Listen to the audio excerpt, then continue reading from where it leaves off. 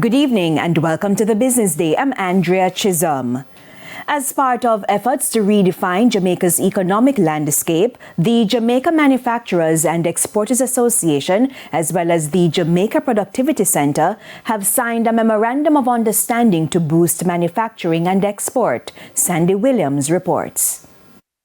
A strategic alliance set to change the manufacturing and export sectors, bolstering productivity and global competitiveness.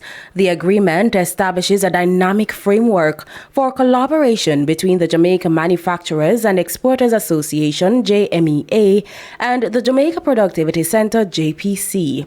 It promises to deliver cutting-edge strategies to enhance efficiency, innovation, and overall business performance. Sydney Thwaites is president of the JMEA. We're very excited about this MOU. I think what it shows is that all parties recognize that productivity doesn't happen in a vacuum, and it's going to take the collaboration between the private sector, the public sector, to really make the strides that Jamaica needs. We can't accomplish it ourselves. The MOU underscores the government's focus on strategic alliances that unlock economic potential through innovative practices. With the agreement, stakeholders across the manufacturing and export sectors can anticipate significant advancements in operational efficiency, productivity, and sustainable growth.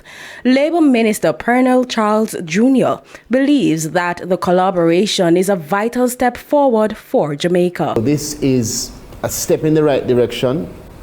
It is a reflection of the government and the private sector expressing their commitment to excellence, to measurable standards, to better standards and to better outcomes for a better development of our country that we love.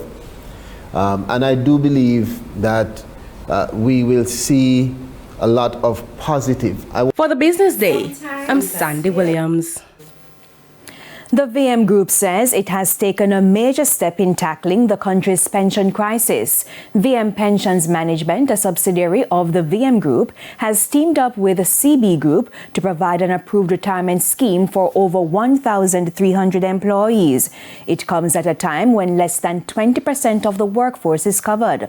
The plan provides a tax-free way of saving for retirement designed for self-employed individuals, professionals, and contract workers not covered by traditional pension plans.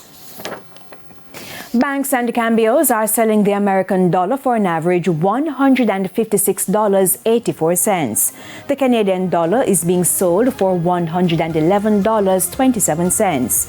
$199.44 is the average value of the pound, while the euro is going for $164.99.